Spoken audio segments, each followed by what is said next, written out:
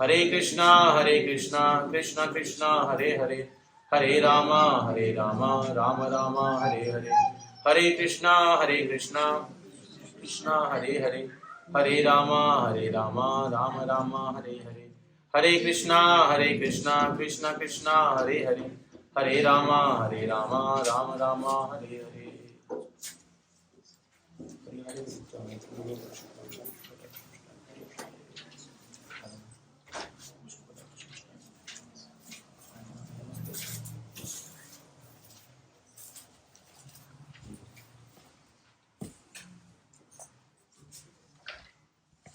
Just everybody, last time I showed this book, Gita Subodhini.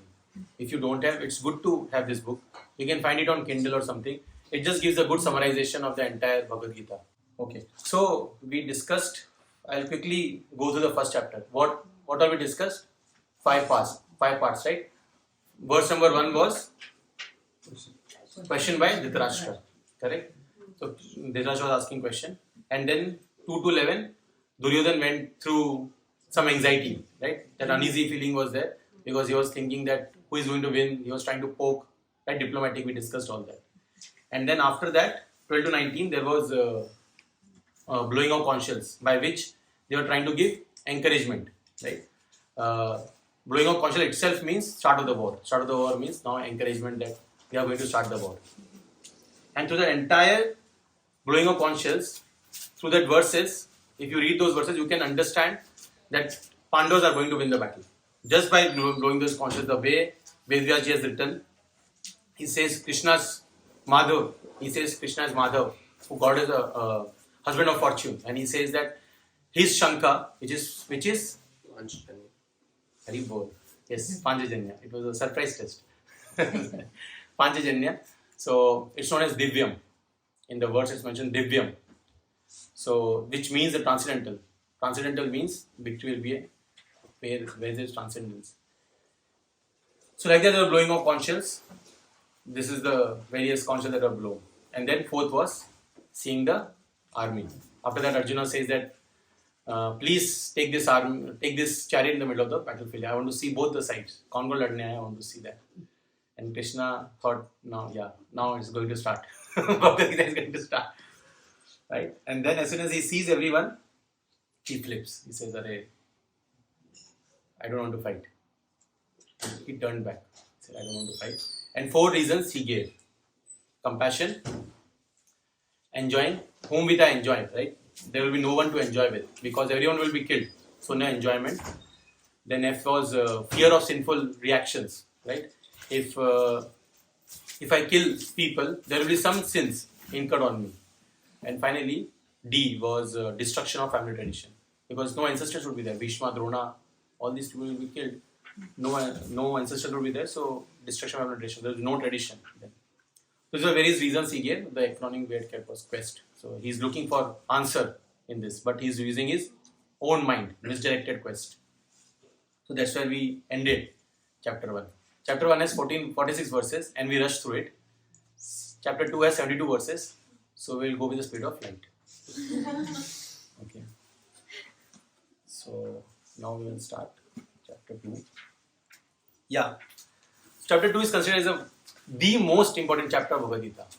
If you see the chapter name itself, Srila Prabhupada is given as contents of the Gita summarized. Entire Bhagavad Gita is summarized in this chapter. So that's why it is 72 verses. Okay. And the acronym is that I've kept just to simplify things people can remember is D.R.E.S.S. And why D.R.E.S.S? Not just I wanted to keep some fancy name. Krishna says that in Bhagavad Gita. There's a clue down. He says how we all wear different dresses in the forms of one is body obviously, but also identity. We have different identities. We say I'm the son of, or I'm the husband of, right? Or I'm the wife of, right? I'm mother of someone. I work in so and so place. Like that we have worn different dresses. Krishna is saying these are all temporary. You'll see that. So this is. See that boy is removing the dress. You see that? Now he's holding like that. So, and Krishna says that the person puts on new garments, giving up old ones. The soul similarly accepts new material bodies. You'll see that. So, the entire crux of that entire Bhagavad Gita, the basics of spirituality, actually starts from this chapter. We discussed last time, right? The first chapter was just introduction, a plate where all the food items are placed. Second chapter now, one ingredient will come. So, Karma Yoga, Dhyana Yoga, Jnana Yoga, sort of everything is discussed in this one chapter, and then it's elaborated in the coming 4 chapters. Also, 5 reasons he gave. 5th reason, Arjuna will give in this chapter. All those 5 reasons or arguments that Arjuna gave, Krishna will counter-argue all those 5 reasons in this chapter itself. So all the answers will be given in this chapter. And then obviously, a seeker is one who asks questions. He didn't stop there. Now he started asking more questions on the 5 answers that Krishna gave. That's how 3rd, 4th, then slowly things starts more. Okay, so we'll go through now. We'll read the 46th verse of the first chapter. Sanjay said, Arjuna, having thus spoken on the battlefield, cast aside his bow and arrows and sat down on the chariot, his mind overwhelmed with grief. Right, so in this, basically, here Sanjay, Dhritarashtra comes to know that, Hari bol. Arjuna is not going to fight. This is this is good news for Dhritarashtra. So, this is where the second chapter starts. Second chapter now, Sanjay is saying, no, wait. He said, picture bhi baki mere dost. So he says, hold on. Now, Krishna is going to say to Arjuna that, no, you have to fight. So this is where it starts. And this is very, very important. That's why I asked for reading the second chapter, 46 verse again. The qualification one should have, or one of the qualifications that one should have to hear spirituality is that one should be a soft-hearted person. Not a hard-hearted person. Soft-hearted person is very important. And by chanting the holy names of the Lord, that hard-heartedness that we might have, that transforms into soft-heartedness. That's why we do the chanting of the holy names. Because there we take shelter of Krishna and his names. And here in purport, if you see, Arjuna is, Srila Prabhupada is saying, such a kind and soft-hearted person in devotional service of the Lord is fit to receive the self-knowledge. Only those people can access to the knowledge, spiritual knowledge, only if they are soft-hearted. And obviously, we see one might be hard-hearted also. Basically, hard-hearted means, kya karna hai, what are you guys doing? That might be there, but when we take association of devotees, when we chant the holy names of the Lord, every day we get up in the morning, we take some sincere steps to practice spirituality, then the spiritual knowledge goes more deeper. 3 things we should try to do. One is getting up in the morning, early morning if possible, chanting some rounds, at least 1 round of Hare Krishna Mahamantra, ideally 16 rounds, but that will take 2 hours, but at least start with 1 round, start with something. And third is coming to temple. When you come to temple, every Sunday you can come to temple, hear Vaisheshika Prabhu, because when you hear from senior Vaishnavas, enlightened personalities or great Vaishnavas, then our heart changes. And we see that Narad Muni, how he came into Krishna consciousness, that's mentioned in Srimad Bhagavatam, how he came to Krishna consciousness. There also, he came, there's a very sweet story where the transcendentalists came to their home. He was a very simple person, and his mother was also a very simple person. They didn't have much money. But the transcendentalists came to their home, they took a break from their journey and they stayed at their home. And then they were feeding his mother and Narad Muni they were feeding, and that time they were also hearing Krishna Katha from the transcendentalist. But because they were great Vaishnavas, his heart transformed. So when we hear from great Vaishnavas, our heart transforms. So that's why we should come to temple at least on Sunday, when especially Vaishnav or some other senior Vaishnavas are giving class. So, otherwise it will become a lot of information but no transformation. A lot of information but no transformation. Okay, so feel free to ask questions in between. This is different than what we used to do in Gita in nutshell. There is no hurry. Okay, so we'll start with the first verse. Okay, someone can read directly the translation itself. Who wants to read? We'll skip the first verse shloka. Sanjaya said, seeing Arjuna full of compassion, his mind depressed, his eyes full of tears, Madhusudana, Krishna, spoke the following words. Yeah. See, every word that is used in Bhagavad Gita to address Krishna or Arjuna, there is a reason. Here he is saying Madhusudan. Madhusudan means Sudan means to kill, and Madhu means Madhu was a demon. So Madhu Sudana is Krishna. He killed the demon Madhu. So he's saying indirectly that how Krishna killed the demon Madhu, similarly Krishna is going to kill the doubts that Arjuna has. And that's why the word here Madhusudan is used, because now Arjuna is having doubts. Kya kare ke na kare, whether he should fight or not fight. Right. Okay. Now from here, I mean, these verses are very important, so I cannot skip. We'll now recite the verses. So how we discuss, right? First part I will sing, then you can repeat. And that's how we will do. Shri Bhagwan Uvacha Kutastva Kashmalamidam Vishame Samupastitam Anarya Jushtam Aswargyam Akirti Karam Arjuna. Yeah. So the second chapter is divided into 5 parts. The first part is from verse number 1 to verse number 10. And it is disciple. Our journey, when we can hear, so here till now, Krishna is going to speak some self-realized knowledge. He's now, only chastisement is going to happen in this section. Krishna is going to chastise Arjuna. Because what he's saying, I mean, he's himself a learned person. He's a Kshatriya. He knows everything. But still he's asking such questions, such doubts he has. Without that padega. And then he'll get the realized knowledge. But when he can get a realized knowledge, when someone takes shelter. One has to take someone as a teacher. Everyone needs a guru in life. If you see P.T. Usha, famous runner, even she needed a coach. I mean, running everyone can do, right? If I just tell Ramesh to run, he can run. Everyone can run. But still, for that simple thing also, he needed a teacher.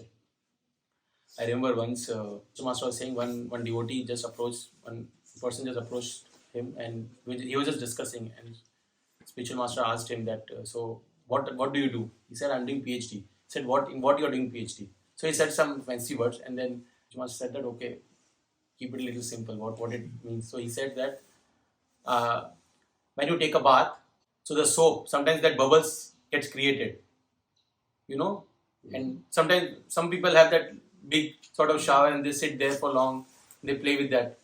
So he said, I'm doing research, what it's called? Bubble bath. Bubble bath, whatever. So he said, I'm doing research to increase the duration of that bubbles. And obviously, Maharaj did not say anything, but then later on he was telling in the class that 5 years he's going to spend his life on increasing the duration of that bubble. Imagine. This is kind of research. Obviously, there's nothing against science. Obviously, all this we are doing is because of science only in one sense. We are able to... but still, the point is, just for material knowledge, we need 5 years. Simple, just to increase the duration of bubble. So what to speak of? Spiritual knowledge. We need a guru. So the first thing that starts with is disciple. One has to take that humble position of becoming a disciple and to accept a guru. So first 10 verses is on that. So Prabhu, how do we choose gurus? Yes, we will discuss that more in future verses. Krishna will say also what is the nature of disciple, how should disciple approach a guru, and how should a guru also teach disciple, or what are the parameters. We will discuss that in future verses. But little bit we will discuss when that section also comes, that verse comes. But thank you. Actually today also we will discuss that last section. Little bit we will discuss that. Actually Arjuna asked Krishna, whatever you are asking, Arjuna asked the same question. Arjuna asked Krishna that what are the symptoms of such a personality? So Krishna will speak. Last entire section, it's called Sthita Pragya. Thank you for that question. Good question. So, someone read the translation? No, just read, please. Someone can volunteer to read the translation. The Supreme Personality of Godhead said, My dear Arjuna, how have these impurities come upon you? They are not all befitting a man who knows the value of life. They lead not to higher planets but to infamy. Right? Here Krishna is now chastising Arjuna that, man, what are you doing? You are a learned personality and you are asking such kind of, you are having such kind of doubts. So now some chastisement will happen from here. Third we'll skip. We'll just read the translation. Someone can read the translation, third translation. Who wants to read? O son of Partha, do not yield to this degrading importance. It does not become you. Give up such petty weakness of heart and arise, O chastiser of the enemy. Right? Here he's saying that again, this is importance, degrading, very degrading for Kshatriya. Sometimes we say once a Buddhist teacher approached Srila Prabhupada and said that why Bhagavad Gita has violence. Spirituality means no violence. There should not be any violence. If there is spirituality, there should not be any space for violence. And then Srila Prabhupada said that everything in this life has importance. And violence has its place. So this Buddhist teacher, everybody knows, right, who is Srila Prabhupada? Founder Acharya of ISKCON. So this Buddhist teacher, no, there should not be any violence. There should not be any violence. Wherever there is spirituality, there should not be any violence. So then Srila Prabhupada said that, okay, and his disciples also had come. Buddhist teacher's disciple had come. So Srila Prabhupada said, let's say you are walking and there are some disciples along with you who are following. Male and female disciples both. And suddenly a man comes and he does some inappropriate behavior with females. Then what will you do? Then he was thinking, what should I say? He said, I won't do anything. I will not do anything. And the female disciples who were standing, they said, you will not do anything? You will not protect us? And then this Buddhist teacher said, no. I mean, and then he fumbled. And then the female disciples just left. So then Srila Prabhupada said that same thing happened in Kurukshetra also. Draupadi. If you see in story of Ravana also, right? When Ravana was trying to take away Mother Sita, right? Ramji never said Jatayu that why did you do this or you should not have fought, right? He actually glorified Jatayu because it was the right thing to do. So violence is needed for maintaining law and order. That is the reason why we have prison, right? Then prison won't have been required. So everything has its place. The reason I'm speaking about this is sometimes people have this question: Bhagavad Gita is a spiritual book. Why it is fought in the middle of the battle? Why it is spoken in the middle of the battlefield? They could have spoken anywhere where, let's say, Arjuna is just having some discussion in the kingdom, Hastinapur, and Krishna would have said, "Bete kya kahe? Come home and we will discuss." It will be Bhagavad Gita. He could have done this, but why in the middle of battlefield? Right? So because everything has its place, and we are also battling, right? We are continuously battling with our mind. So many issues we are also facing. Right? It's never a case where if I ask you, tell me what slot you have in your entire life where you, 1 week, let's say slot, where you have completely no tension. Says, no, Prabhu, something or the other will be going in my mind. Right? Because the mind is continuously, we are continuously battling with our mind. Say mind is the best of friend or the lowest of the enemy. We'll see that when we come to Dhyana Yoga, 6th chapter. Right? So continuously there is some other battle. Right? Either it would be with some roommate, could be verbal battle or mind battle. Something or the other will be happening. And in that also, if we can practice spirituality, then I mean, Kali Yuga is made like that. Right? We are still, and Krishna is pleased that, after all this also one is able to practice Krishna consciousness. And that's what Arjuna position also. Okay, so further doubts and confusion, right? So we can read the translations only from 4th to 6th now. Someone can read 4 to 6 verses. Arjuna said, O killer of enemies, O killer of Madhu, how can I counterattack with arrows in battlemen like Bhishma and Drona, who are worthy of my worship? Yeah, go ahead. Same thoughts with you. It would be better to live in this world by begging than to live at the cost of the lives of great souls who are my teachers. Even though desiring worldly gain, they are superiors. If they are killed, everything we enjoy will be tainted with blood. Right. So Arjuna is continuing speaking that you are telling me to kill the people who are my relatives itself. Right? Why are you doing this to me? But at the same time, Krishna will explain to Arjuna that is the nature of Kshatriya. Kshatriya is supposed to fight. There are 4 Varnas: Shudras, Vaishyas, Kshatriyas and Brahmanas. Right? So by nature, Kshatriyas are supposed to protect. And one of the things, if you see here, one of the things is they are trained also for challenging. This comes from Parashar Smriti. If you see training of Kshatriya, 2.31. Trained for challenging and killing because religious violence is necessary factor. So there might be situations, and that's why sometimes they go for hunting. This is another question. Why Kshatriyas go for hunting? Right? because they have to learn the archery. That's why you saw that movie Border. There is a situation where that guy sees the blood and he gets scared, and then Sanjay said, "You are a soldier," something like that in Hindi. He says, I forgot. Pre-2014 times, right? So blood, Kshatriya by nature, they have to be used to seeing blood and all, right? But and that's why they go for hunting also, not for meat eating or something, but actually for using their skills. Okay, 4 to 6 we completed, right? Yeah. So this is quick thing. Why Arjuna didn't want to fight. So in the 6th verse also, he will say he is confused why he should not fight.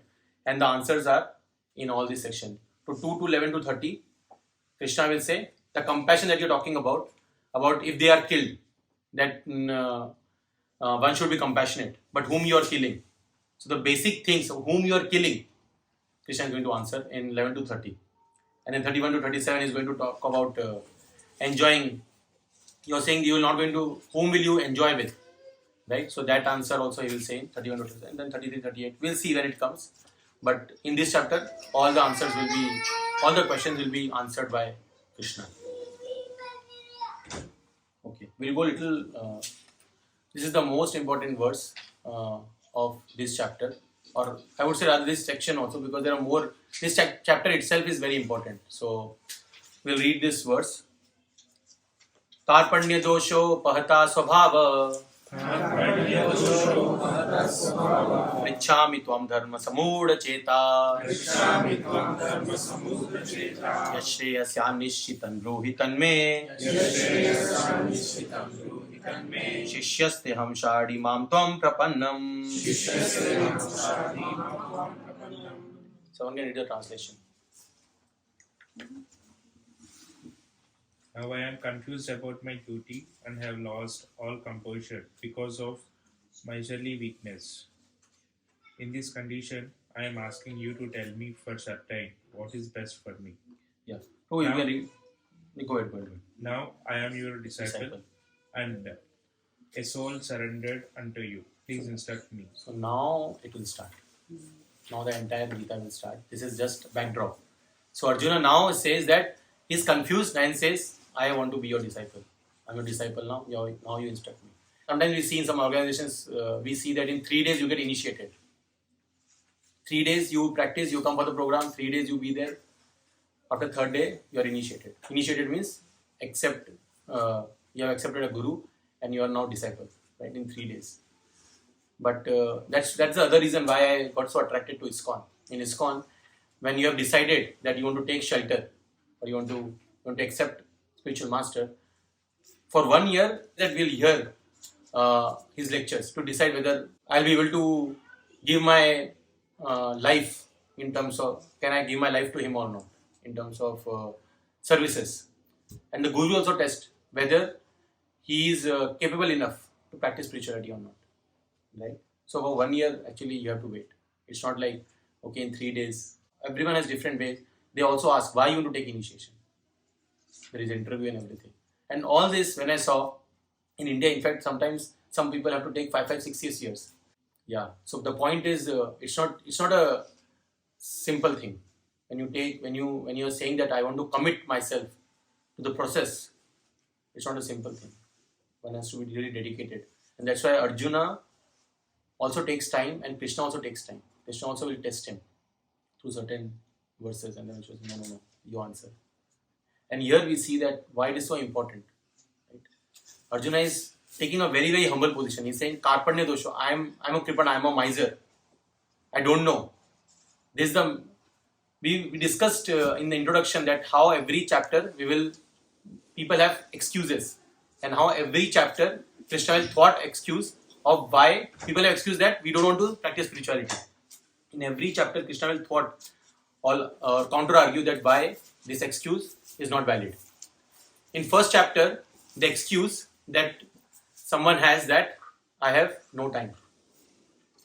Time nahi aaye माझ्याकडे.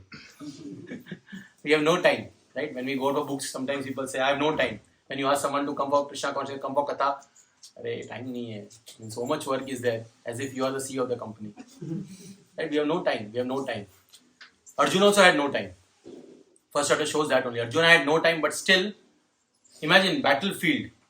Arjuna could have said that let's start the war, right? But Arjuna took the time, took a pause, took the time to hear Bhagavad Gita. After second chapter only, he could have said that okay, now I understood. Okay, basics ho gaya. Let's start, right? But he said no, now I'm inquiring. I want to know more. He took out the time in the middle of the battlefield, right? In the middle of the battlefield.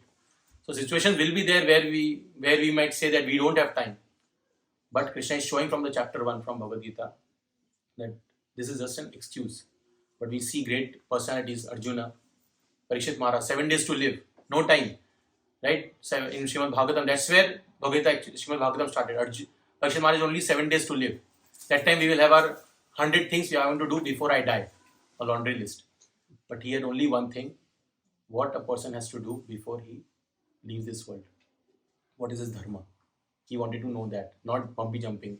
I've seen once, I was just googling 100 things to do before you die, and one of the things was bumpy jumping from that. Because then he's going to die only, so better try that.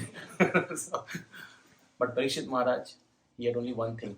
What a person should do before he dies? What is the dharma of the person? Right? So, first chapter talks about the excuse that one has is no time. And Krishna is showing through chapter 1 that it's through Arjuna that this is just an excuse. One should overcome it.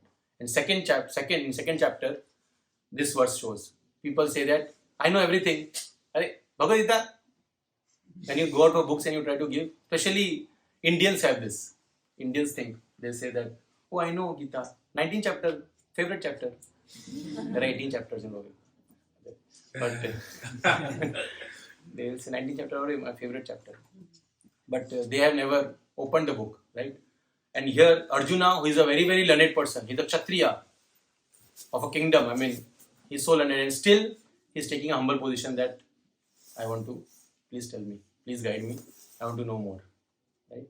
So this another excuse that people have, right? That I know everything, right? So yesterday only I was talking to one person. He is not able to come for Gita. So I asked him, please come. So he said, Gita in a nutshell. No, now I understood. Now I know what I mean. Yeah. Right? So then what happens is the knowledge doesn't go deeper. The knowledge goes not so deeper. As we discussed last time, introduction I discussed, right? Spiritual knowledge is different than material knowledge. Material knowledge goes deep like this. And spiritual knowledge goes like this. Spiral, but more deeper. That is spiritual knowledge. Whatever we are discussing, we discussed all that during Gita in a nutshell. Some of the things, right? Guru, disciple, all we discussed. We're just going more deeper. Right? So that is the nature of spirituality. Okay, 8th verse. Okay, someone can read the translation. We'll just go through translation. 45 days against time. I can find no means to drive away his grief, which is drying up my senses. I will not be able to dispel it even if I win a prosperous, unrivaled kingdom on earth with sovereignty like that of the demigods in heaven. Yeah. Again, he's giving the reasons why I should not fight. Maji, can you read this verse? Okay, I'll read the verse, you read the translation. Okay, you know it, right? But which one I'm talking about? Kiva Vipra. Yeah. To your question, who is a guru? Right? This is just a tidbit. This comes from Chaitanya Charitamrita.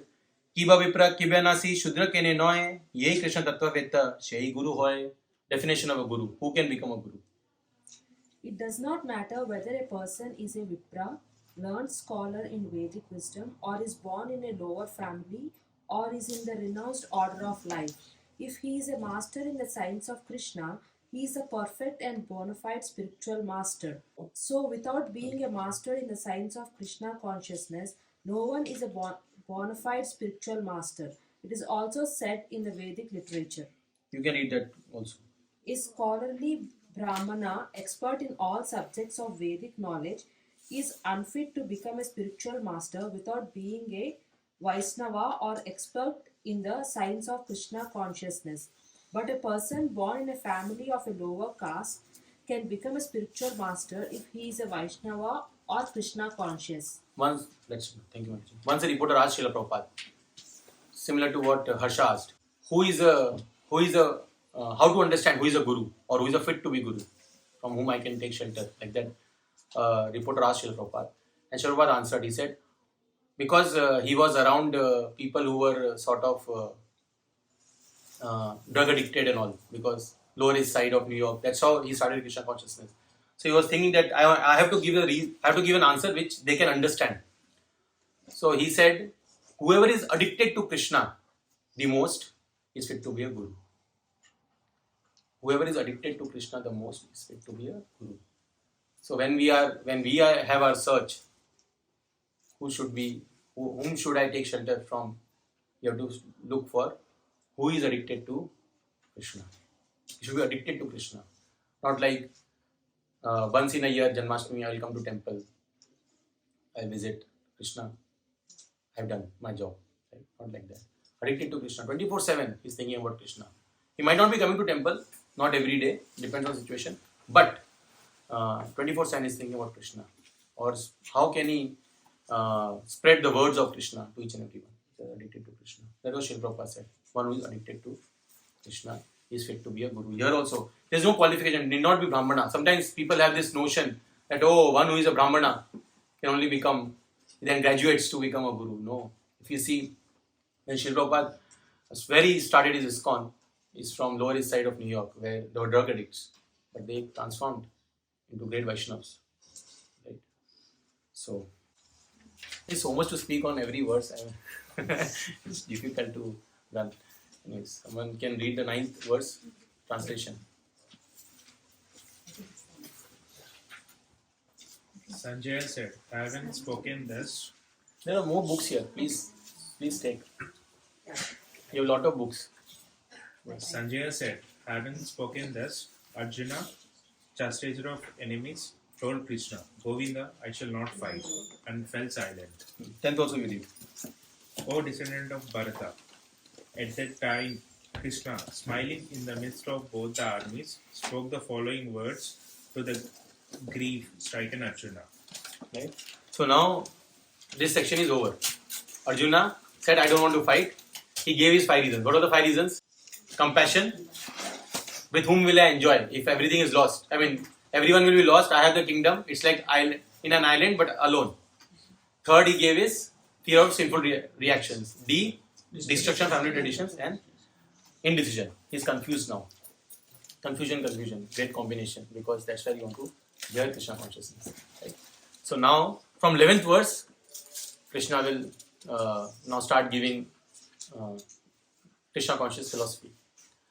So 11 to 30, the most basic Krishna consciousness or spirituality starts understanding who am I. Right? So it will be on rebirth. Krishna will say that this is a temporary body. Why are you getting so attached to it? Right? We want to know everything. What is ChatGPT? What is Bard? What is this? What is that? But the problem is we don't know who am I. We have never tried to spend time on understanding who am I.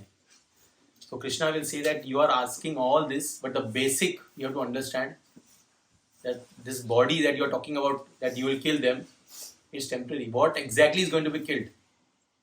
Right? You have to first understand that. Oh, Arjuna. So, entire 11 to 30 will be on this. We'll not go through every verse, obviously.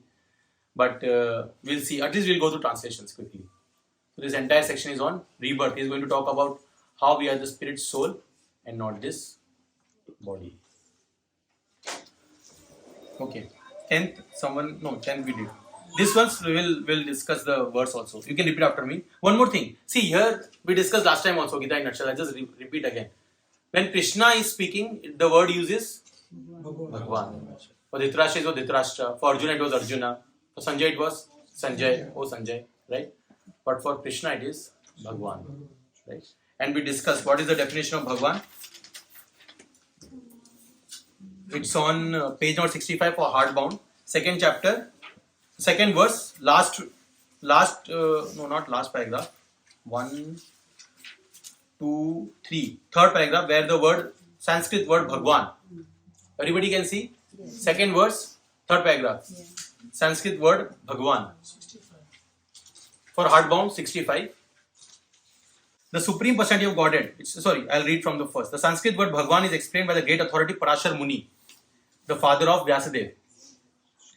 the Supreme Personality of Godhead, who possesses all riches, all strength, all fame, all beauty, all knowledge, and all renunciation, is called Bhagavan. That is the definition of Bhagavan. Krishna had that. That's why he is Supreme Personality of Godhead. Ishvara Parama Krishna Satchidananda Vigraha. Okay. Shri Bhagavan Uvacha Shri Bhagavan Vacha Asocyan Anvashocastvam Pragyavadam cha Bhashase Pragyavadam Shabasase Gatasun Agatasumsha Gatasun Agatasumsha Nanushocati Pandita. Nanusochati Pandita. Okay, maybe I'll read the translation. The Supreme Personality of Godhead said, while speaking learned words, you are mourning for what is not worthy of grace. I mean, what are you crying about? Right? What are you crying about? They are going to be killed, but who is going to be killed? Those who are wise lament neither for living nor for the dead. So now is slowly speaking, living for the dead. What does it mean, right? So this is important. Duryodhan was at the level of Artha Shastra. Artha Shastra means money is honey. Artha. That was his level. Arjuna was going higher about that. Dharma Shastra. What is my dharma? And we'll see what is the different levels of dharma. We discussed during the Gita in nutshell also, right? There is one dharma, there is paro dharma. Right? In this chapter, everything will be covered. So Arjuna was talking on the level of Dharma Shastra. But Krishna is saying there is something higher than that, which is Jnana Shastra. That higher dharma. Third section will talk about conditional dharma. Fourth section will talk about constitutional dharma. Constitutional dharma. What exactly do you mean by Gyan Shastra? Jnana Shastra in one sense is very broad. Jnana means knowledge in basic words, but knowledge about Krishna, knowledge about the self. That is Jnana Shastra. So we will discuss all that in detail, and all the answers will also be in that entire section. Okay, so yeah, see, in sixth line of that verse, Arjuna will say, even if you're not able to find out, it's okay. I'll just rush still. No, not 6. 1, 2, 3, 4, 5, 6, 7. Seventh line. Arjuna argued. Arjuna argued that religious principles, as we discussed, right? Religious principle, dharma, should be given more importance than politics or sociology. What is the level of Artha Shastra? But he did not know that knowledge, Jnana Shastra, or matter, understanding what is matter, what is spirit, soul, supreme, is even more important than religious formularities. Right? So this entire what I've written here comes from this verse, this sentence by Srila Prabhupada. Okay, 12. Never was there a time when I did not exist, nor you, nor all these kings, nor in the future shall any of us cease to be. So slowly he's saying what he wants to speak in 13th verse. This is a very, very important verse. So first verse that was very important in this chapter was Karpanya Dosho, where he says that I want to become your disciple. And second is this verse, rebirth. This is the verse which is popular whenever we talk about reincarnation. This is the verse which is quoted. You can repeat after me. Dehino smita dehe Kaumaram yovanam jara Tatha dehantara praptir D.R.E.S.S satra namuyati. Okay, someone can read the translation. As the embodied soul continuously passes in this body from boyhood to youth to old age, the soul similarly passes into another body at death. A sober person is not bewildered by such a change. Every 7 years, all the cells of your body gets changed. Every 7 years, scientist says. So then, who are we? Right? If the body is changing, then who are we? Krishna is here saying just how the body is changing from boyhood to youth to old age. The soul similarly moves from one body to another. And a sober person understands this. And once he understands this, he doesn't lament or rejoice because he understands this is just a chapter of your entire life. You don't know the chapters. So here, this is where now entire philosophy. These are basics. Understanding who am I. If you don't know that, then there is no point of discussing further like that. So now the link is 14th verse is okay, but still I am attached to my body. right? That Arjuna is by arguing, but still I am attached to their current bodies and lament due to separation from them, right? So 14th verse will come. You can repeat after me. Mata spashastu kaunteya Sitoshna sukha dukkhada Agama paino nityas Samtikshasva bharata Tiksha bharata. Someone can read the translation. This is important. O son of Kunti, the non-permanent appearance of happiness and distress and their disappearance in due course are like the appearance and disappearance of winter and summer seasons. They arise from sense perception. O scion of Bharata, and one must learn to tolerate them without being disturbed. Without being disturbed, like happiness and distress, right? Rainy season will come. Whenever there is winter, we think, when will summer come? Right? Whenever there is summer, we think, when will winter come? So happiness and distress, like summer seasons, will come and go. Once a king was going through some tough time, and he thought that he announced, someone can give me one mantra. If I just read that mantra, then even if there is happiness or distress, I should be sober. I should not get affected by it, nor rejoice, nor lament. So everyone was giving different mantras, and then he said, no. During happiness, I will feel distress, and during distress, I'll feel happiness. So I should be sober every time, be it happiness or be it distress. And then one sage came and he gave him a locket, or you can say a chit or something. And when he opened the chit, it was mentioned, "This shall too pass." This shall too. So when you are happy, this shall too pass. When you are sad, this shall too pass. So then one can tolerate.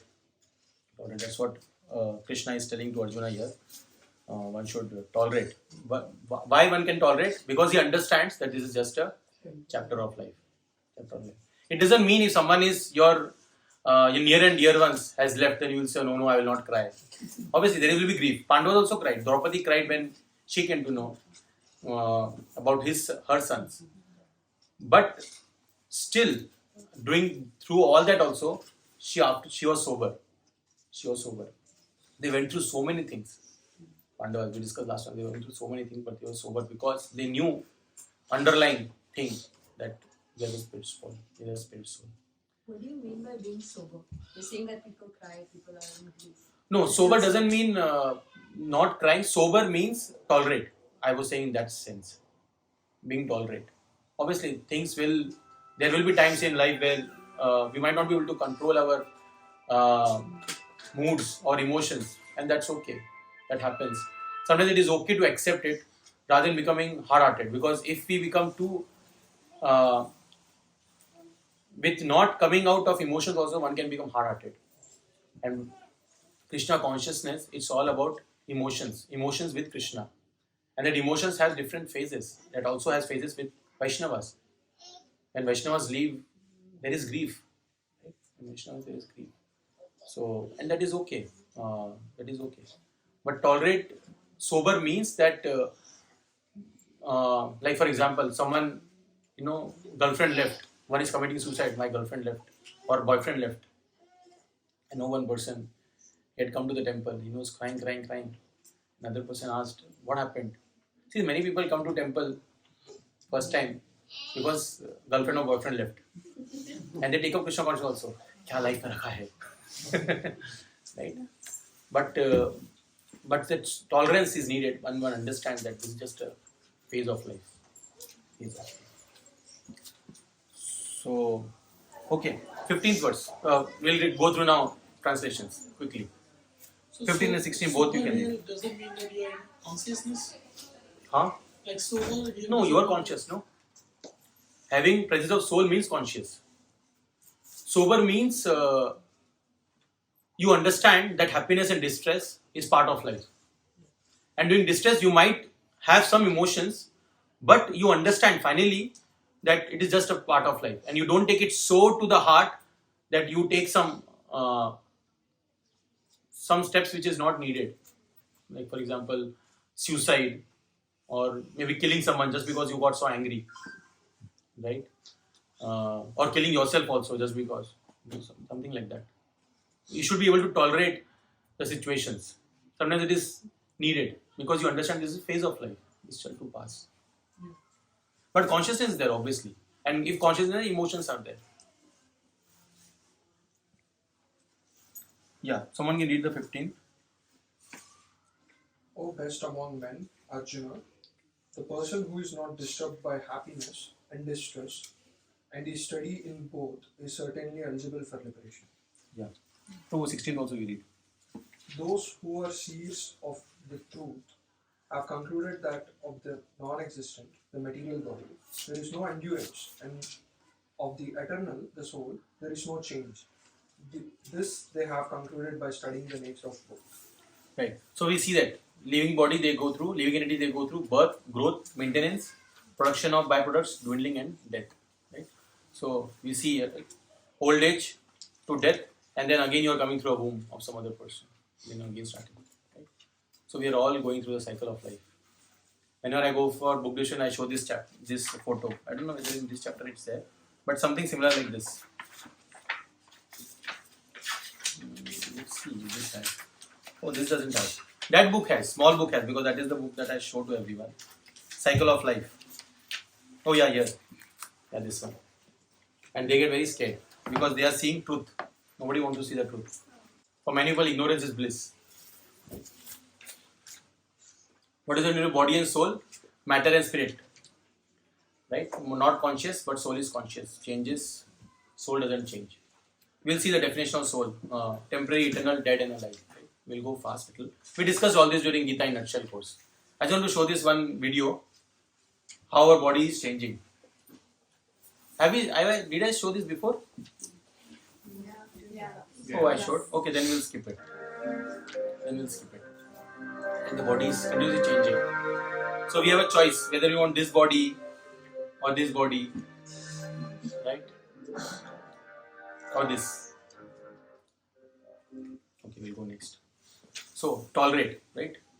One should tolerate. Okay. 17th verse will go. Okay, I'll read. That which pervades the entire body you should know to be indestructible. What is the one that is pervading the body? Soul. Consciousness, soul. Right? It is indestructible. No one is able to destroy that imperishable soul.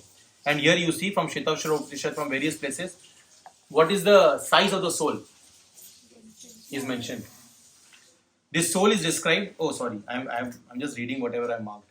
So 83 page, 5th line. And for small books, who has, I would say maybe 10th, 11th, this soul is described. Everybody there?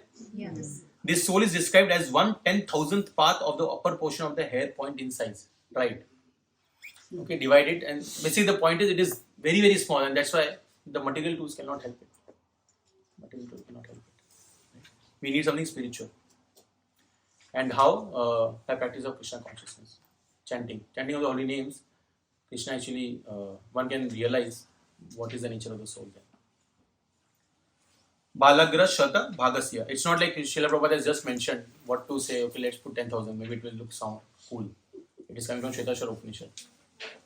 Balagra Shata Bhagasya Shatada Kalpitasya Cha Bhavo Jivasa Vigyaya Sa Chanantya Ya Kalpate. So this is the size of the soul. Na jayate mriyate va kadachin Nayam bhutva Bhavitavan bhuya Ajo nitya shashvatoyam purano Na hanyate hanyamane sharire. Translation, someone can read. For the soul there is neither birth nor death at any time. He has not come into being, does not come into being, and will not come into being. He is unborn, eternal, ever existing, and primeval. He is not slain when the body is slain. 4th paragraph. There are two kinds of souls. Hare Bapre. 4th paragraph. There are two kinds of souls. Everybody is there? Yeah. Okay, I'll read. So here they are saying there are two kinds of souls. There are two kinds of souls. This is coming from, again, Shvetashvara Upanishad only.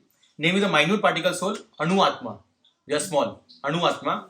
And the super soul, Vibhu Atma or super soul. Right? Paramatma. This is also confirmed in Kathopanishad 1.2.20. Okay, 22. Go ahead. So in this translation, they are not referred to the soul as it, but he. So is it because soul is also a part of the Supreme Krishna? No, nothing like that. He or whenever this is mentioned, you can just assume he or she. Okay. Yeah. Will there be more details about the two types of soul in the future Oh, chapters? entire chapter, entire Bhagavad Gita is only that. Two types of soul. What is Jiva and what is... Entire Bhagavad Gita is dependent on this thing. Three. Who am I? Who is Supreme? And what is the relationship? What is the relationship? But then what's the And not just that, actually, entire philosophy, if you want to know what is a bona fide philosophy, it should be based, a bona fide philosophy should be able to answer you three things. First thing is divided into three parts. Who am I? Who is Supreme? And what is the relationship? That's known as Sambandha. That is the first part. Second, the philosophy should be able to answer what is the process to achieve that Supreme. That's called Abhideya. And third thing, the philosophy should be able to answer is Prayojan. What is the final goal?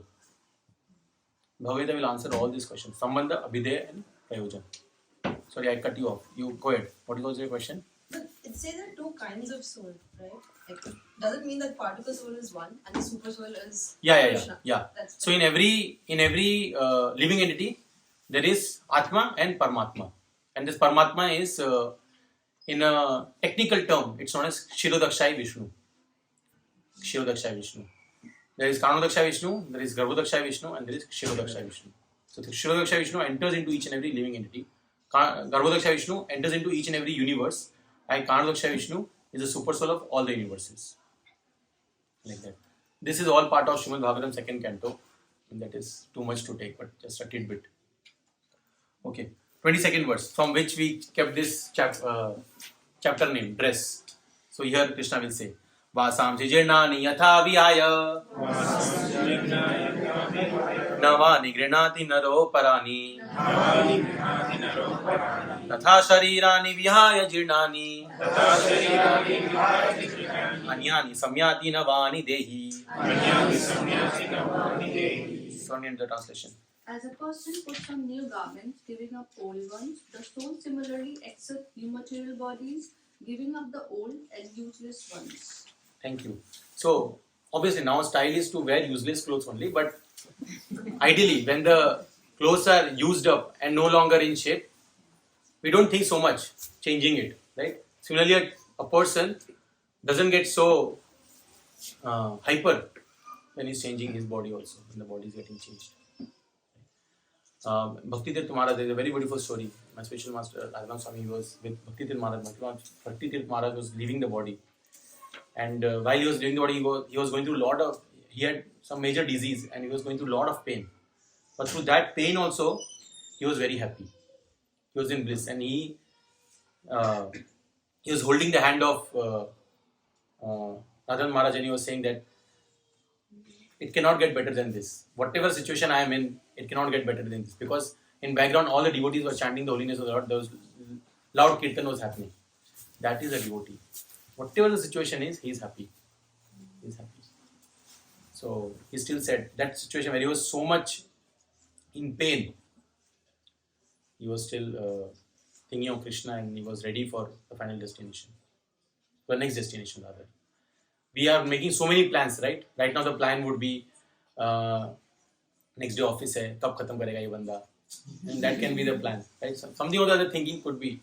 But how many of us were actually planning that I have to plan for the next life also, right? But a sage, tolerant or a Krishna conscious person think also that what will happen to me in the next life? Whether I will have the human body or not even that.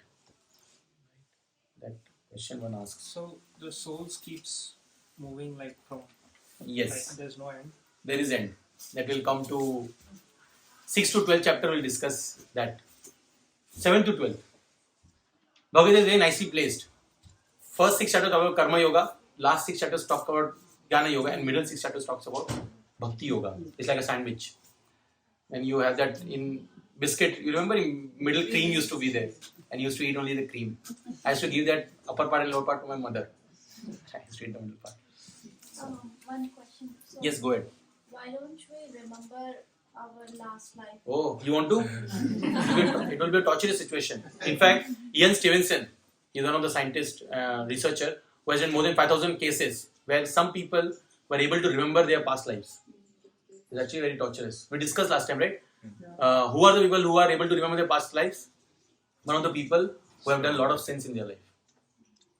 They remember their past life. So, in one sense, we are happy that we are not able to remember. Imagine, you know who is your husband before in your previous life, and he comes again. Arey, ab kya karu? Right? There was a Sonu Shetty movie, say, mere do baap. But it's a torturous situation. It's a torturous situation. Imagine if you have been drowned. There are so many cases when person got drowned, he was killed, stabbed, and he has now nightmares.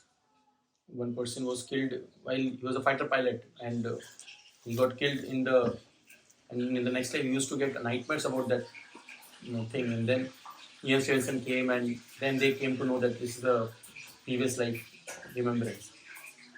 So, But spiritually, why do we forget you?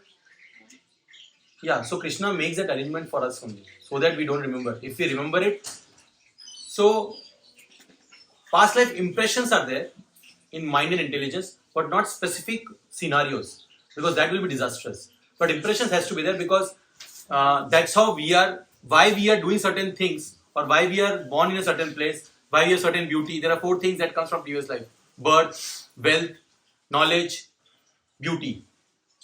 So it comes from the previous impressions, but not exact scenarios, because if exact scenarios we start remembering, it will be a very difficult situation. But impressions are there. Impressions are there. That's how.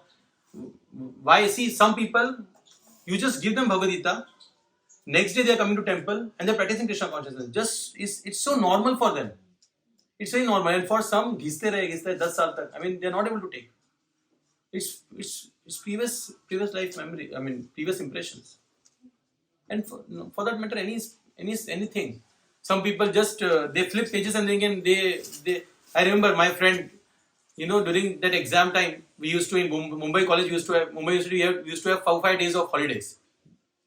So I used to try. I was not so good student, so I used to start preparing from next day itself. And my friend who was a topper, he used to start preparing last day only. And first 4 days used to call her, "Kya chal raha hai?" Mother used to shout, "वो तो हो जाएगा, तू लटकेगा." Some people are so brilliant, In one day they prepare and they give class. Some people take. So it's again. Impressions are there, past life, certain things. You're intelligent, so that comes, but not exact. You have to still learn ABCD, obviously. But there are some karmas. From that karmas, you get some results. Like if you're given a lot of dan in this life, next life you get a little, you get more money, so that you can do more dan, like that. But there is obviously certain things that you do based on that you get the karma. That's your knowledge, beauty, birth, and wealth. Also, one more person had asked a question. Is there any life better than human life, like animal life? Indra is there, no? Demigods. Brahmaji, oh my, we are only 100 years we are living. According to the lifetime of the earth, it is 4 trillion. We'll see that in 7th chapter or something. Brahma Bhona Loka. So Brahmaji is living for so many years. At the end, what we want? Everyone is trying to increase the lifetime. The entire science, if you see, it's all based why they are doing whatever they are doing, is to increase the lifetime. Right? I mean, entire science, if you do the research, otherwise, medical research, if you do whatever medical research, why they are doing, I mean, COVID, why the vaccination came, to increase the lifetime of the person. Right? Or they don't get bored in this life only, so Facebook, thoda aana chahiye. Right? Basically, to make your life better. But that matter, that body which is made of matter, making that life better, but not the soul. They don't focus on soul so much. But it's only of 100 years, maybe 60, 70, 80. Now even that much is not there. But there are higher beings who have more. The lifespan is much more. So, but Krishna says in Bhagavad Gita that it is easier for people on having a human form of Srimad Bhagavatam also, Chaitanya Charitamrita says, human form of life is easier for practicing Krishna consciousness. Human life is easier. Yeah, I had a question. So when you mentioned about somebody getting as much time in celebrating that they are at this position, and everyone's chanting around and stuff, so some have that kind of death, some have sudden death, like an accident happening where they don't even know what's happening, Yeah. right? And then it just happens. So why or how does that part of leaving the body and soul goes from one to the other get defined, or how does that happen? When sudden death happens, Yeah, like how does something that happen / how does somebody get that on? yeah. So if you're, I have still not understood the question, but I will still speak of what I'm thinking while you were speaking on sudden death. Once a devotee asked one very senior Vaishnava, saintly person, that one devotee got into an accident and suddenly he died within seconds. And he was Tamal Krishna Goswami Maharaj. If you read about him, amazing personality. Any issue ISKCON used to face, issue in the sense that anything that is not getting done, Srila Prabhupada used to say, call Tamal. And Tamal Krishna Goswami Maharaj used to do things for him. He was like a right hand man. And suddenly he died. So once someone asked Radhanath Swami that, sometimes some people has this kind of death, how to see it? And then Maharaj said that one kind of death is you going through old age, 4, 5, 6 years, you're struggling, going through that pain. And this death, which is like, in a second everything is done. What do you think, which is better? And they said, I think second one. Right? Obviously, nobody wants to have a sudden death, but the point is, everyone has its own way of living the world. It's already sort of defined. How we react to it, that is more important. But it is sort of defined. It's also karma, right? Yeah. Yeah, so my question was basically how's it defined?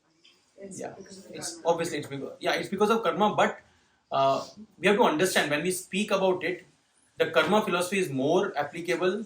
We should speak on karma more when we want to answer certain questions for ourselves. But we should not take the karma sword and start judging people. Then it becomes very difficult. That's why I didn't want to use that word. You used it, I said okay. Yes, which is true also. But we should be careful with that.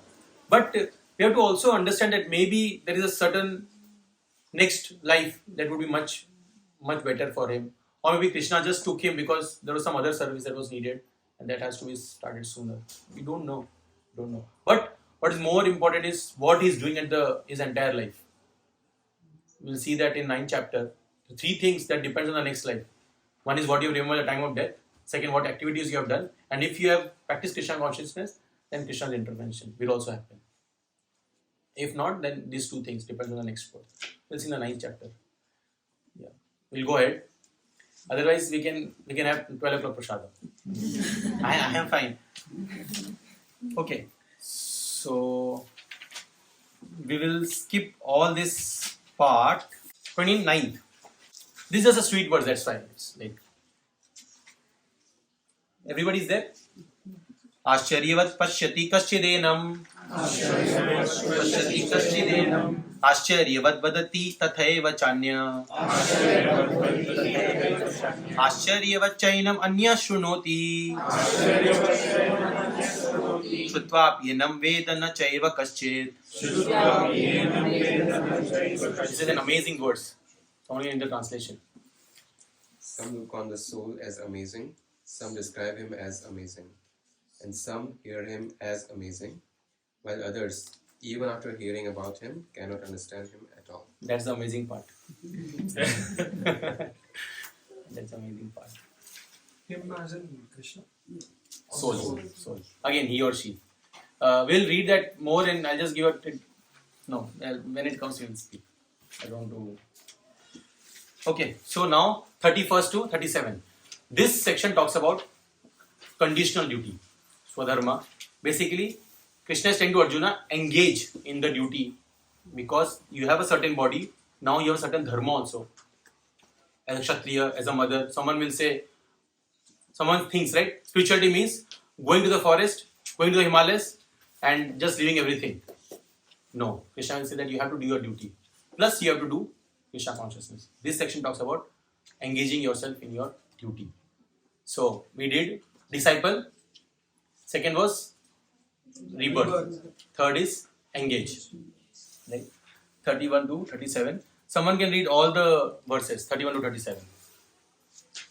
Considering your specific duty as a Kshatriya, you should know that there is no better engagement for you than fighting on religious principles, and so there is no need for hesitation. O Partha, happy are the Kshatriyas to whom such fighting opportunities come unsought, opening for them the doors of the heavenly planets. Right? So, for Kshatriyas, if you get killed, you get heavenly planets. And if you don't get killed, then you are enjoying the kingdom. But if your dharma is to fight, and if you don't fight, then sin will incur. Krishna will say in the future verses. So it was his question was that I will incur sin if I kill these people. But Krishna is saying that you will incur sin if you don't fight. Because that is your dharma. Engage in your swadharma. Conditional duty and constitutional duty. Right now we are discussing conditional duty, swadharma. So our dharma, so a child says to parent that सबको जाना ही है, क्यों पढ़ाई करनी है. Right? But as a child, that is your swadharma. You have to study. Okay. Question. How do we know what our dharma is? So in basic, you can understand swadharma means whatever we are doing. Like for example, now we are in D.R.E.S.S ashram. Right? In a D.R.E.S.S ashram, you have to work. You cannot say, Arey, you suddenly say to Shravya that at the end I'm a spirit soul. I'm thinking tomorrow I'll stop going to office. Shravya will say, don't go to that Gita class. Right? So that your dharma, swadharma as a D.R.E.S.S ashram is to earn. As simple as that. The swadharma is to earn. That is your dharma. And at a certain time, vanaprastha comes, then your dharma changes. So we have to understand what is our swadharma. Take care of the parents. We cannot just run away. Take care of the parents. However, you do not perform this religious duty of fighting, then you will certainly incur sins for neglecting your duties and thus lose your reputation as a fighter. People will always speak of your infamy, and for a respectable person, dishonor is worse than death. The great generals who have highly esteemed your name and fame will think that you have left the battlefield out of fear only, and thus they will consider you insignificant. Your enemies will describe you in many unkind words and scorn your ability. What could be more painful for you? O son of Kunti, either you will be killed on the battlefield and attain the heavenly planets, or you will conquer and enjoy the earthly kingdom. Therefore, get up with determination and fight. Now, this is his duty. Engage in your duty. As a Kshatriya, you are supposed to fight. So Krishna is telling Arjuna, you have to fight. Right? Engage in your duty. Fourth section is engage in your duty. But there is a caveat. You have to engage in your duty with your question, right? When I said, just do what you're doing, it should be based on scriptures. It should please Krishna. Not just I am supposed to do this. But if it's not pleasing to Krishna or it's not going to scriptures, then there is no point. There is no point. Which is the fourth section. What is my Sanatan Dharma? So Swadharma, two duties. Swadharma and what is Sanatan Dharma? It is also known as constitutional duty. Constitutional duty means I am a spirit soul. Krishna is Supreme Personality of Godhead. What is my service towards him? What is my duty towards him? So from 30 to 53, imagine 20 verses almost Krishna is going to speak on this. We are just to your question, right? Who asked that question? How come we take up Krishna consciousness faster? You asked, right? This is the verse. You can read it out. This is this is the third important verse from this entire section of Bhagavad Gita. This is third important verse. Neha vikrama nashosti pratyavayo na vidyate swalpamapyasya dharmasya rayate mahato bhayat. No loss, no diminution. Read some. Someone can read. In this endeavor, there is no loss or diminution, and a little advancement on this path can protect one from the most dangerous type of fear. Right? So here he is saying that in Bhakti Yoga, Sanatan Dharma, when you are doing Bhakti Yoga, there is no loss. See, you do PhD also, you become postdoctorate also, you become the Prime Minister of India also, maybe something, or President of United States also. But when you come in the next life, you have to still learn A, B, C, D, E, F, G, H, I, J, K, L, M, N, O, P. You cannot say that at 1 year old that I want to become Prime Minister of India now only. Right? You have to still go. But in Krishna consciousness, when you do spiritual life, when you practice spiritual life, when you do Bhakti Yoga, you leave from the place you have left. You start from the place where you have left in your previous life. So that's why I said, right, impressions. Because of that impressions, when someone comes and you suddenly you see Bhagavad Gita, or you just instantly you take up Krishna consciousness. That's because of the previous life. So previous life impressions. And that's why we see so many, when we stand, last week I was in front of Chat Bhavan, giving out books. But not everyone takes. Some people who are, really spiritual, they will take the books. And out of them, very few, that also we'll see in 7th chapter, very few will take Krishna consciousness. Very few will take Krishna consciousness. So it happened with me also, like the books that you gave during Thanksgiving, right? Hmm. I gave it to a few friends and one of them actually returned it back. He said, Yeah, see. Yeah. They'll return also this. Anyways. So, not everyone will take. But Krishna is saying that for a spiritualist, there is no loss. There is no loss or diminution. But no loss or diminution of what? Of the practice that you are doing. Because there will be a section where Arjuna will ask, actually we rush through it. Arjuna will say, na ghar ka na ghat ka. I mean, let's say I'm not completing my spiritual life, then what will happen? Right? I'm doing, spiritual life I'm doing, but I'm losing. I mean, I didn't complete it. And suddenly the death comes. And that's, we see in Srimad Bhagavatam in case of Bharat Maharaj. Then what happens? Right? So actually that will come in future verses also. But here Krishna is just giving a tidbit. And then he says that there will be no loss. Don't think there will be a loss. You will start in the next life from where you have left. And we see the Gajendra. Here Gajendra photo is there. He's not just an elephant. He's Gajendra. Where in the previous life he did something. He got the...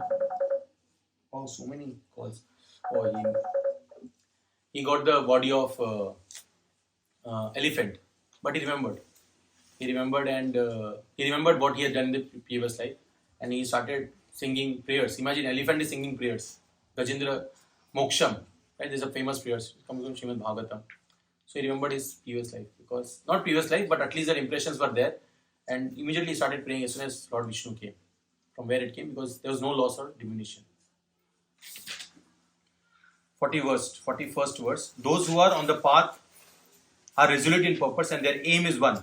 O beloved child of Purus, the encouragement of those who are resolute is many branches. Basically, it means that many people feel that ye bhi karna, there are spiritual, a lot of things. So it is irresolute. There are many branches. You have many goals.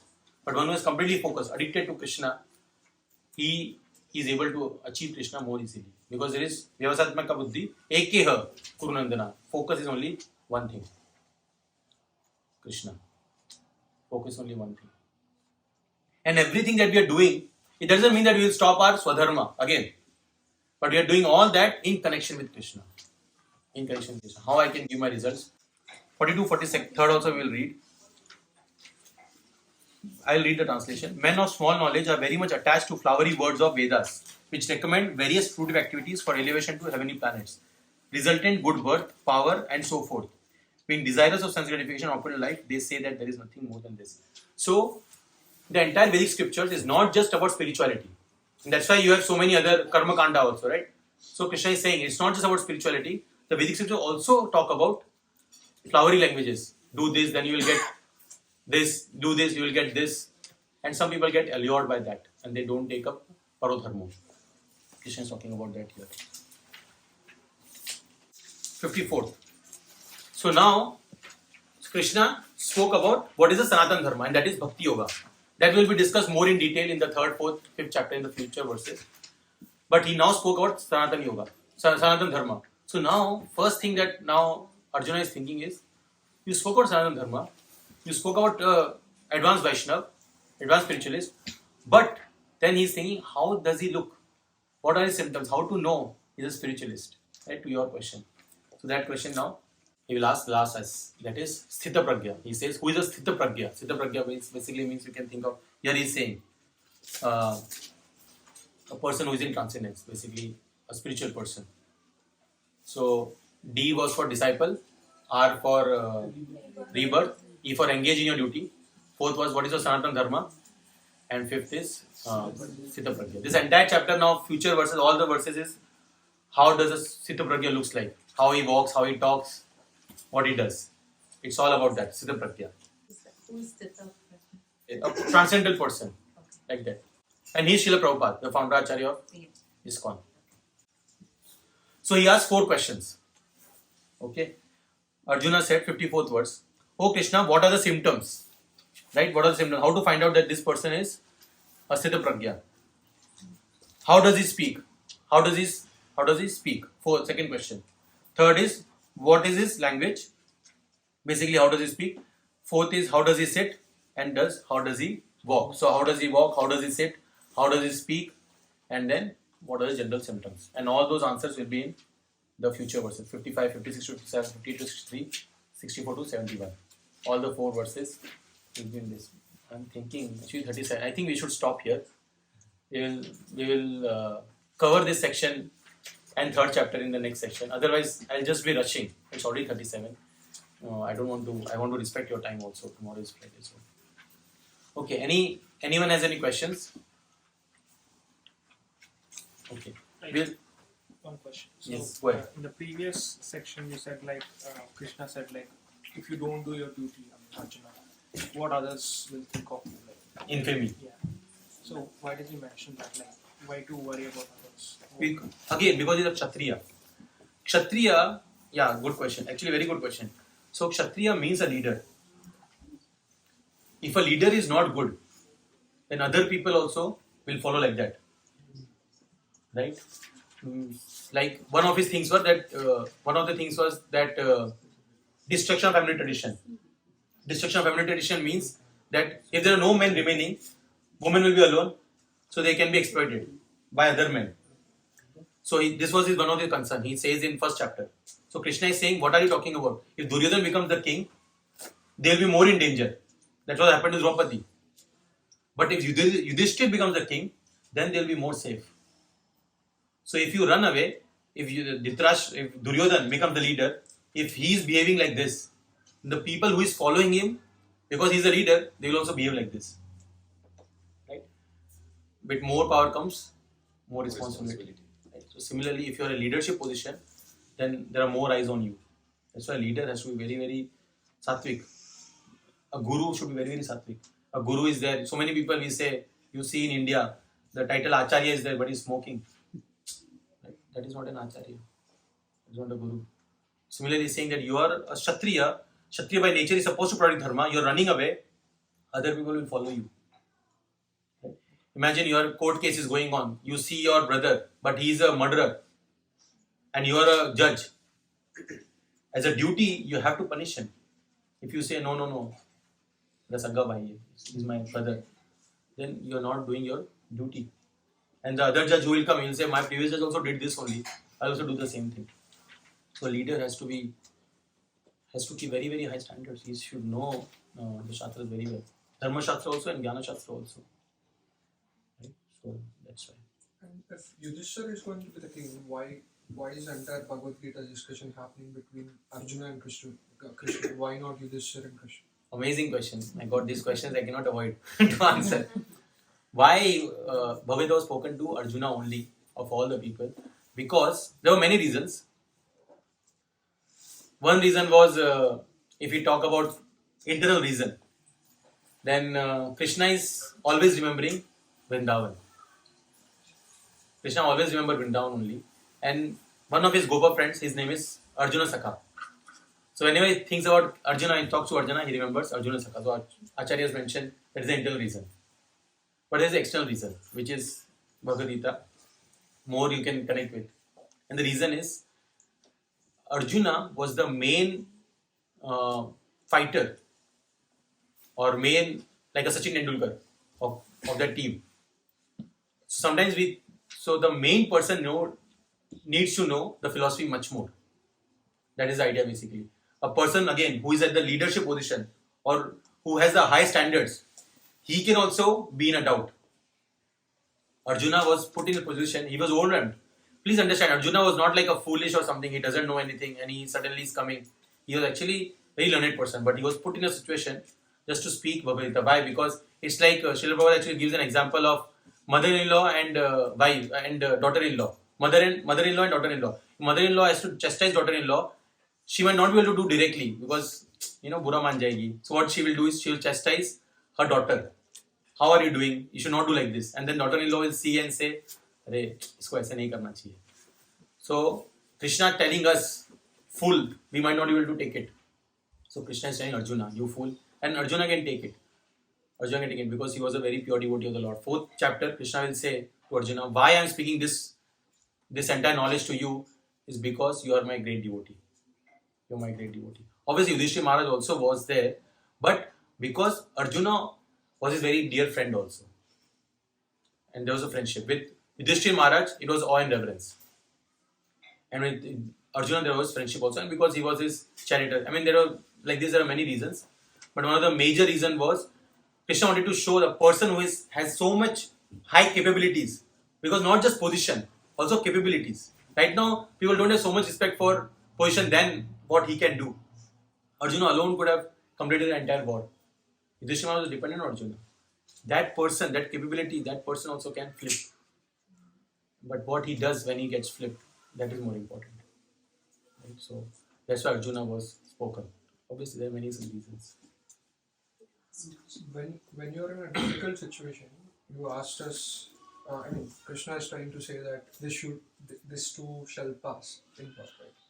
So No, Krishna didn't say, but yeah, Krishna indirectly. didn't say, but the Yes, message yes, yes. How do you keep yourself conscious that, because when you're in the spot, you would have so many things running in your mind. So how would you stay away from those thoughts and gather your thoughts that, hey, this too shall pass? So this is going to be discussed in this 5th section, which we did not discuss. There is the example of tortoise, but anyways, one thing that we do sometimes is when we are going through a difficult situation, we run away from the people we should be with. Taking the association of devotees continuously very, very important, because they will help us, even if they don't tell us, but just being with them helps us to understand that what is real goal of life. When we are going through a difficult situation and when we take ourselves away from the devotees, then we are actually degrading ourselves even more, because now they are also not there, we are alone, and when we are alone, who is acting very strongly on us is our mind. But when we are with devotees, then constantly through their association, through their presence, we are remembering that what is the real goal of life, what I am doing, why I am doing. You will still be able to, it's not like you will run away from the duty. You might still try to fix that, whatever is happening. But parallelly, you will keep on remembering, she is saying this. Okay, we'll stop here. If any more questions, we can discuss during Prasadam time. 45, my God. Yeah. Okay. We'll sing the Prasadam prayers and we'll start. Mahaprasade